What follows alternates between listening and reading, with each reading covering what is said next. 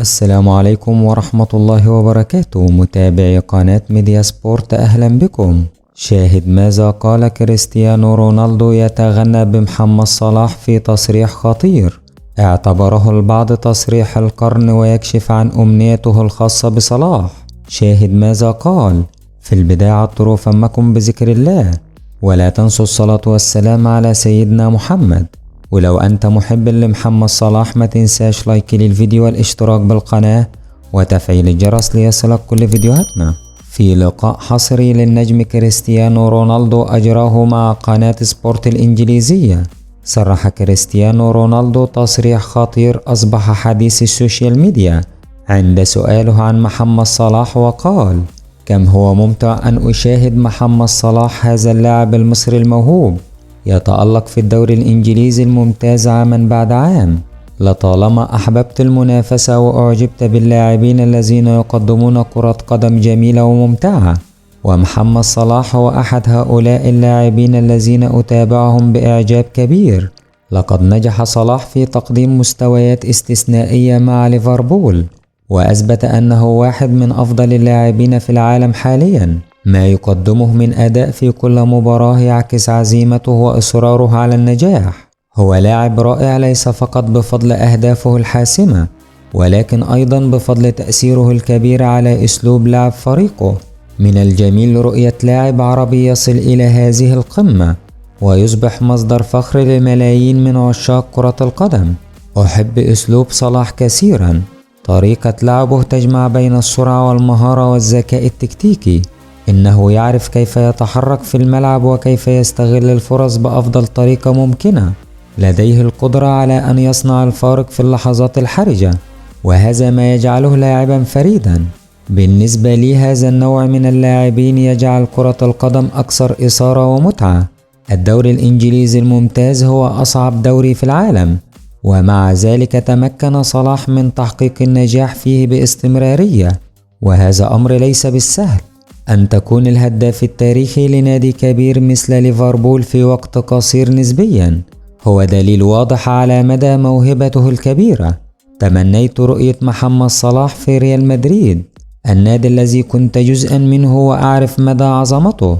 أعتقد أن صلاح كان سيمثل إضافة قوية لريال مدريد لو انضم إليهم. تخيلت لسنوات كيف سيكون وجود لاعب مثله بجانبي، خاصة مع أسلوبه المميز وقدرته على الإبداع. أعلم أن ريال مدريد كان مهتما بصلاح في أكثر من مناسبة، لكن الأمور لم تكتمل لسبب أو لآخر. أحيانا تبقى كرة القدم مليئة بالفرص غير المحققة، ولكن ما زلت أؤمن أن لدى صلاح القدرة على اللعب في أي فريق كبير في العالم. وإن كان ريال مدريد أو برشلونة لا يزالان مهتمين بخدماته، فإنهما يعرفان أنه يمكنه الذهاب إليهما في أي وقت. فصلاح يمتلك المهارات التي تؤهله ليكون نجما بارزا في أي فريق، على الرغم من إغراء الانتقال إلى نادي آخر. أعتقد أن البقاء في ليفربول قد يكون الخيار الأفضل لمحمد صلاح في الوقت الحالي. هو رمز كبير في الفريق والجماهير تحبه بشكل لا يوصف. لديه استقرار كبير في النادي، كما أن اللعب تحت قيادة يورجن كلوب أضاف الكثير إلى تطوره كلاعب. أحيانا البقاء في مكان تقدر فيه وتكون فيه سعيدا هو أفضل من السعي وراء تحديات جديدة. ولكن كرة القدم لا تعتمد فقط على الاستقرار، بل أيضا على الطموح الشخصي والفرص التي قد تأتي. إذا قرر صلاح في المستقبل مغادرة ليفربول، فأنا متأكد أنه سيختار الفريق الذي يناسبه والذي يمكن من خلاله الاستمرار في تحقيق النجاح. بصراحة لا أستبعد أن يكون لدى محمد صلاح الرغبة في تجربة جديدة في الشرق الأوسط، خاصة مع الاهتمام المتزايد الذي يظهره الدوري السعودي بتقديم مستوى عالي من المنافسة واستقطاب نجوم عالميين. النصر السعودي على سبيل المثال أثبت أنه قادر على جذب الأسماء الكبيرة، ومن الممكن أن يفكر صلاح في هذا الخيار إذا عرض عليه. لكن الأمر يعتمد على طموحاته الشخصية.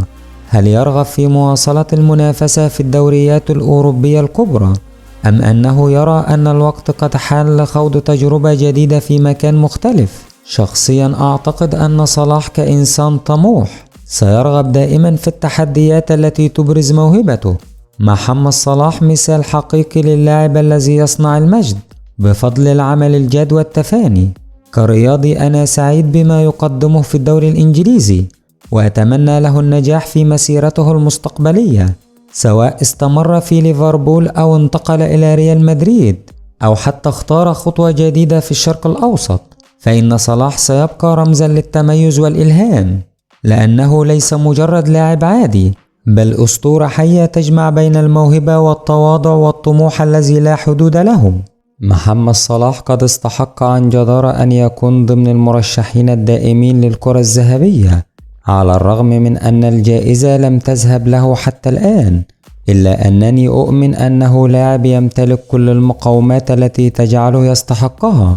انظر إلى ما قدمه في الدوري الإنجليزي ودوري أبطال أوروبا، أرقام مذهلة، أهداف حاسمة، وأداء مبهر على المستوى الفردي والجماعي.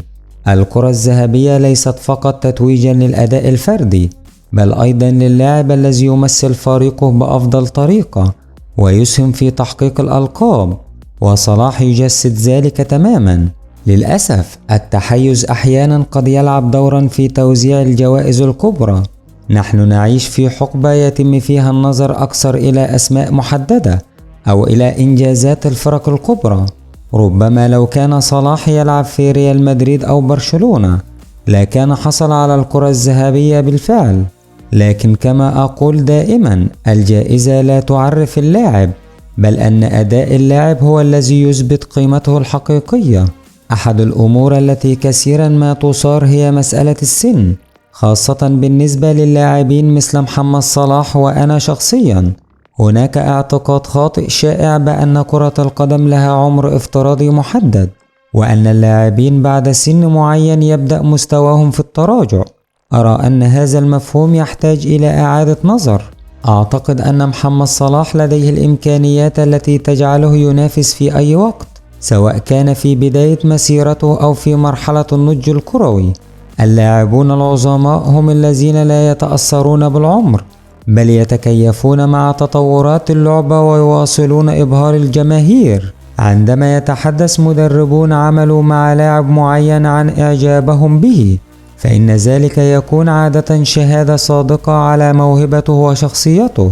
وفي حالة محمد صلاح فإن كلمات مدربيه السابقين والحاليين ليست مجرد مجاملة، بل تعبير عن الاحترام الكبير لشخص استثنائي. في النهاية لو حابب يوصلك كل أخبار كرة القدم ما تنساش لايك للفيديو والاشتراك بالقناة وتفعيل الجرس ليصلك كل فيديوهاتنا.